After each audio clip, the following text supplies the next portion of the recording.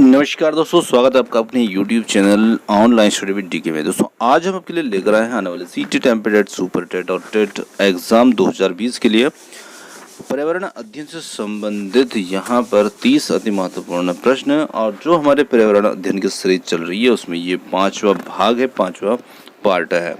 तो चलिए स्टार्ट करते हैं और बहुत ही सिलेक्टेड क्वेश्चन इस वीडियो में हमने शामिल किए हैं। फर्स्ट क्वेश्चन है यहाँ पर, किस राष्ट्रीय उद्यान को पूर्व में हेली राष्ट्रीय उद्यान कहा जाता था? तो चार विकल्प आपके सामने, जिम कॉर्बेट राष्ट्रीय उद्यान, राजा जी राष्ट्रीय उद्यान, और सी है दूधवा राष्ट्रीय उद्यान, और डी है इनमें से कोई नहीं। तो देखिए, जिम कॉर्बेट जो राष्ट्रीय उद्यान था इसे पहले हेली राष्ट्रीय उद्यान के नाम से भी जाना जाता था। ऑप्शन ए होगा यहाँ पर हमारा उत्तर। अगला क्वेश्चन कई बार ये पूछा जा चुका है, वन्य प्राणी सप्ताह प्रतिवर्ष कब मनाया जाता है?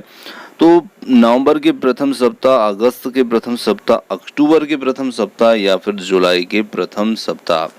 तो यहाँ पर आपको ध्यान रखना है कि हमेशा ये अक्टूबर के प्रथम सप्ताह में मनाया जाता है और इसकी जो तारीख होती है वो 2 से 8 तारीख के बीच में ये होता है। तो कभी ऐसी तारीख रख दी जाती है और कभी यहाँ पर सप्ताह रख दिया, तो जैसे यहाँ इसमें रख दिया अक्टूबर का प्रथम सप्ताह। चलिए अगले क्वेश्चन की बात करते हैं। लौंग एवं केसर पौधे के किस भाग से प्राप्त होते हैं? तो लौंग और केसर जो होते हैं जड़, तना, फूल, फल, किनसे ये प्राप्त होते हैं? तो यहाँ पर हम देख सकते हैं कि ये दोनों जो हैं फूल से प्राप्त होते हैं। तो यहाँ पर ऑप्शन सी बन जाएगा हमारा उत्तर। और लौंग की आप संरचना को देखते हैं, लौंग जिसे हम भोजन में, स्वाद में, मसाले में प्रयोग करते हैं वो पौधे का फूल ही होता है।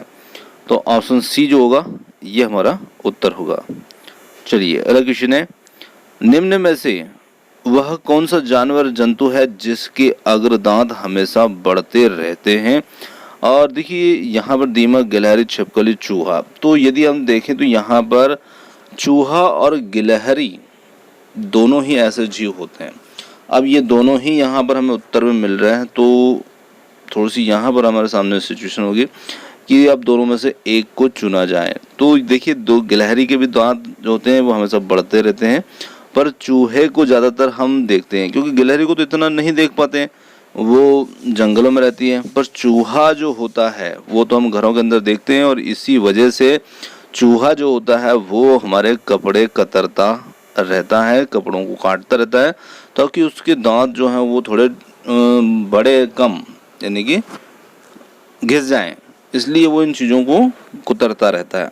तो गिलहरी के अंदर भी ऐसा गुण हालांकि होता है, पर ये जंगलों में होती है इसलिए हम इस गुण को देख नहीं पाते हैं। पर चूहे को तो हम देखते हैं, ये घरों के अंदर हमें दिखता ही है।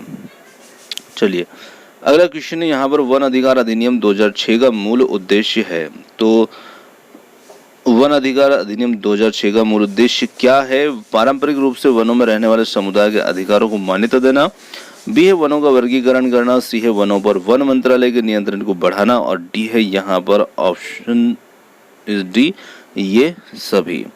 तो यहाँ पर हम कहेंगे कि जो वन अधिकार अधिनियम 2006 इसका मूल उद्देश्य जो है वो है पारंपरिक रूप से वनों में रहने वाले समुदायों के अधिकारों को मान्यता देना। ऑप्शन ए हमारा उत्तर होगा। चलिए अगले क्वेश्चन की बात करते हैं। मेंढक कीड़े मकोड़ों और चूहे जैसे छोटे जीवों को अपने उसमें फंसा करके फांस कर खा जाता है ना? तो हमारे देश में वह पौधा पाया जाता है। तो यहाँ पर प्रश्न जो है वो पौधे के ऊपर है, थोड़ा सा वो इस प्रकार से लिखा था कि मैं उसको क्लियर समझ नहीं पाया। देखिए, मेंढकों, कीड़े मकोड़ों और चूहे जैसे छोटे जीवों को जो अपने अंदर फांस कर खा जाता है और हमारे देश में ये पौधा पाया जाता है। तो कहने का मतलब है कि यहाँ उस पौधे की बात की जा रही है जो अपने अंदर कीड़े मकोड़े आदि छोटे जीवों को खा जाता है, और वो पौधा होता है फीचर प्लांट जिसे हम कहते हैं कलश पादप, है ना? निफेंथिस भी उसे कहा जाता है। तो अब यहाँ पर पौधे का नाम भी पूछ सकते हैं, तो आपको ध्यान रखना है। घटपर्णी भी कहते हैं उसे, कलश पादप भी कहते हैं, उसी को फीचर प्लांट निफेंथिस आदि के नाम से जाना जाता है। तो ये पौधा जो होता है ये पाया कहाँ पर जाता है? तो ये पौधा पाया जाता है मेघालय में, है ना? ऑप्शन डी होगा हमारा उत्तर। चलिए, निम्न में से किस राज्य में गोल्फ ऑफ मन्नार मैरीन राष्ट्रीय पार्क में स्थित है? तो यहाँ पर निम्न में से किस राज्य में गोल्फ ऑफ मन्नार मैरीन राष्ट्रीय पार्क जो है वो स्थित है? तो यहाँ पर इस राज्य का नाम हमें देखना है, गुजरात, अंडमान द्वीप, पश्चिम बंगाल, या डी है यहाँ पर तमिलनाडु। तो उत्तर हो जाएगा तमिलनाडु में ही ये स्थित है। चलिए, कोई पक्षी पेड़ की ऊंची डाल पर अपना घोंसला बनाता है, तो यह पक्षी हो सकता है सकरखोरा, कलचिड़ी, कौवा, फाख्ता। तो यहाँ पर हमारा जो उत्तर होगा ना वो होगा कौवा, क्योंकि कौवा बहुत ही चतुर प्राणी है और ये ऊंची डाल पर अपना घोंसला बनाता है। चलिए, अगला क्वेश्चन लेते हैं। पेड़ों की कटाई घटाती है, तो पेड़ों की कटाई कौन घटाती है? वर्षा, मृदा अपरदन, भूस्खलन, या फिर ये सभी। तो यहाँ पर हम कह सकते हैं कि पेड़ों की जो कटाई होती है वो घटती है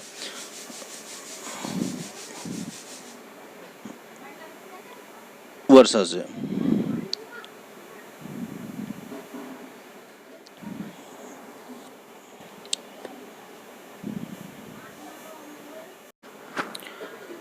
अगला क्वेश्चन है हमारा, पेड़ों की कटाई घटाती है।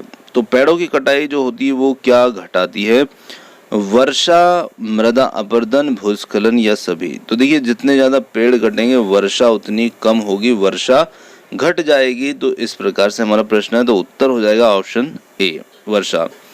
पेड़ पौधे प्रदूषण को घटाते हैं क्योंकि वे अवशोषण करते हैं। तो वो किस गैस का अवशोषण करते हैं?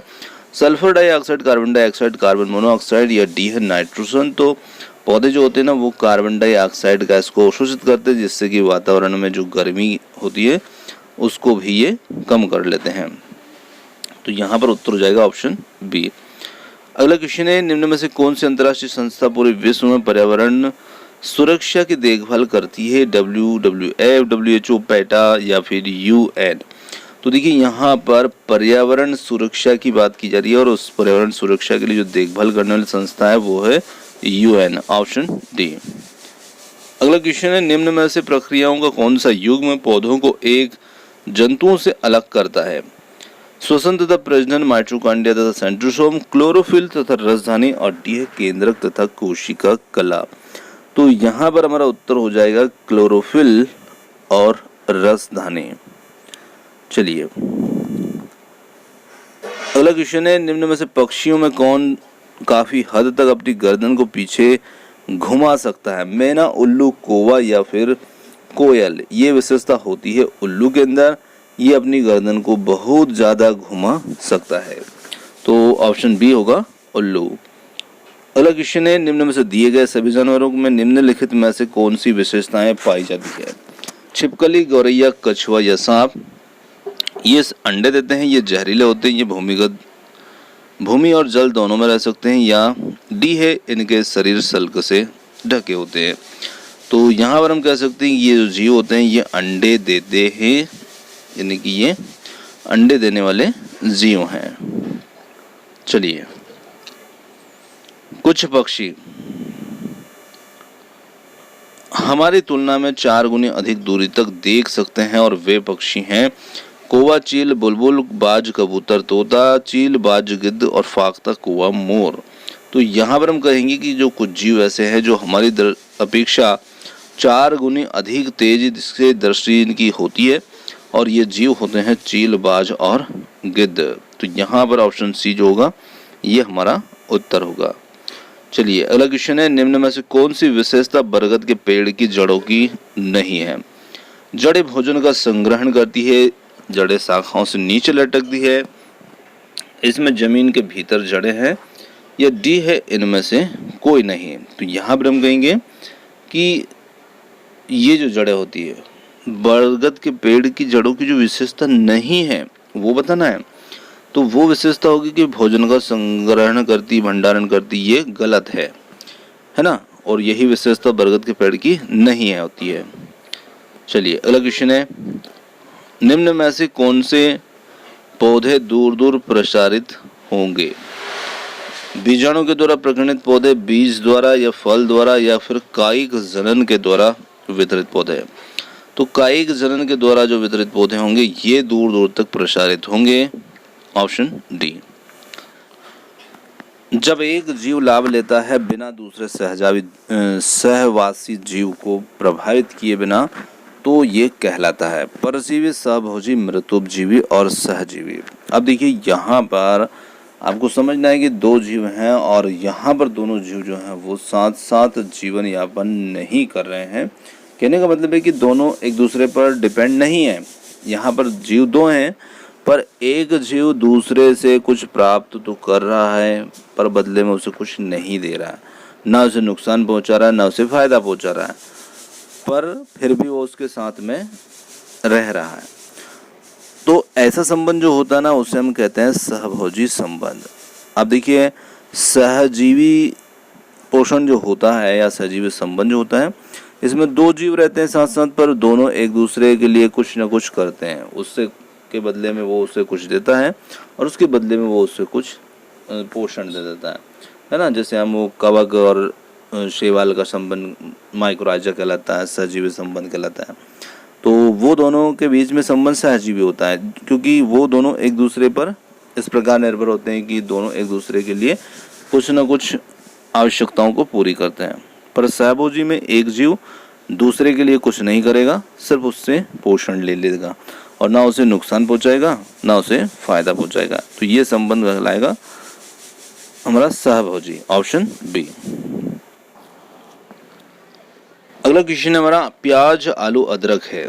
जड़, तना, अपस्थानिक जड़ें या सल्ग पत्र।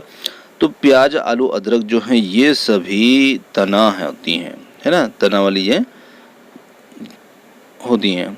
तो यहाँ पर ऑप्शन बी होगा हमारा उत्तर, ये सभी तने के ही रूप हैं। अगला क्वेश्चन है हमारा एक कोशिकीय सूक्ष्म जीव है। तो एक कोशिकीय सूक्ष्म जीव जो है वो किसे कहते हैं? तो वो कहा जाता है स्पाइरोगारा, विषाणु, पैरामीशियम या हाइड्रा को।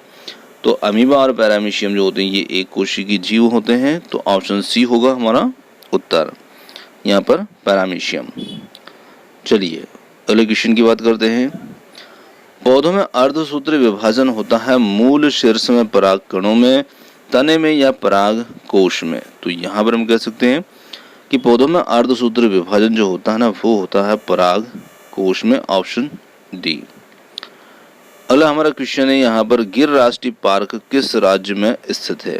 तो गिर राष्ट्रीय पार्क जो है वो राजस्थान, गुजरात, मध्य प्रदेश, उत्तर प्रदेश। तो यहाँ पर हम कहेंगे कि गिर फॉरेस्ट जो है गुजरात में स्थित है। अगला क्वेश्चन है मानव विकास के क्रम में दो पैरों पर चलने का सबसे बड़ा लाभ है? शरीर को अच्छी प्रकार से आधार देना, अधिक तेज चलना, हाथ स्वतंत्र रूप से मस्तिष्क के आज्ञानुसार कार्य कर सकते हैं और डी शरीर का भार कम होना। तो यहाँ पर हम कहेंगे ऑप्शन सी, हाथ स्वतंत्र रूप से मस्तिष्क के अनुसार कार्य कर सकते हैं। चलिए अगला क्वेश्चन है पक्षमाभ उपकला प्राणियों में के शरीर में कहाँ मिलते हैं? तो देखिए पक्षमाभ उपकला एक प्रकार का ऊतक है और ये कहाँ पर मिलता है? आमाशय में और श्वास नलिका में या फिर आंत में, वायु कोश में। तो पक्षमाभ उपकला ऊतक जो होते हैं ये उपस्थित होते हैं श्वास नलिका में। Option B. अगला क्वेश्चन है निम्नलिखित में से कौन सा सरल ऊतक नहीं है? जाइलम, पैरेन्काइमा या कॉलेनकाइमा या स्क्लेरेनकाइमा। तो यहाँ पर हम कह सकते हैं कि यहाँ पर जो जाइलम है ये एक सरल ऊतक नहीं है। अगला क्वेश्चन है भारत में बाल विवाह विरोध या जिसे निरोध भी कहा जाता है, बाल विवाह निरोध अधिनियम किस वर्ष पारित किया गया था? तो मतलब बाल विवाह को रोकने के लिए जो अधिनियम है ये किस वर्ष पारित किया गया है? 2008, 2011, 2006 या फिर 1997। तो यहाँ पर हम कह सकते हैं कि ये 2006 में पारित किया गया है। हमारा यहाँ पर संकटग्रस्त जंतु दैत्याकार पांडा पाया जाता है। ऑस्ट्रेलिया, भारत, चीन या फिर ब्राजील। तो ये पांडा जो है ये कहाँ पर पाया जाता है? तो ये पाया जाता है चीन में। Option C. चलिए अगला क्वेश्चन है राष्ट्रीय बाल श्रम उन्मूलन प्राधिकरण की स्थापना कब की गई? 16 अगस्त 1996, 5 जून 1990, 22 जुलाई 2002 या 26 सितंबर 1994। तो देखिए, राष्ट्रीय बाल श्रम उन्मूलन जो है इसकी स्थापना की गई थी 26 सितंबर 1994, ऑप्शन डी। अगला क्वेश्चन है हमारा, निम्नलिखित में से कौन सा भारत के 3 जैव विविधता हॉटस्पॉट में से एक है? अरावली हिल्स, खासी हिल्स, हिमालय और डी है इनमें से कोई नहीं। तो यहाँ पर हम कहेंगे कि हिमालय जो है ये भारत के जैव विविधता वाले हॉटस्पॉट में से एक है, ऑप्शन सी होगा हमारा उत्तर। तो दोस्तों ये थे आज के हमारे पर्यावरण अध्ययन से संबंधित 30 अति महत्वपूर्ण प्रश्न आपको कैसे लगे कमेंट्स करके बता सकते हैं, और वीडियो पसंद आया तो वीडियो को लाइक, शेयर और चैनल को सब्सक्राइब करना ना भूलिएगा। आपने हमें इतना देर सुना उसके लिए बहुत बहुत धन्यवाद। थैंक यू सो मच, और मिलते हैं जल्द ही एक और नई किसी वीडियो के साथ।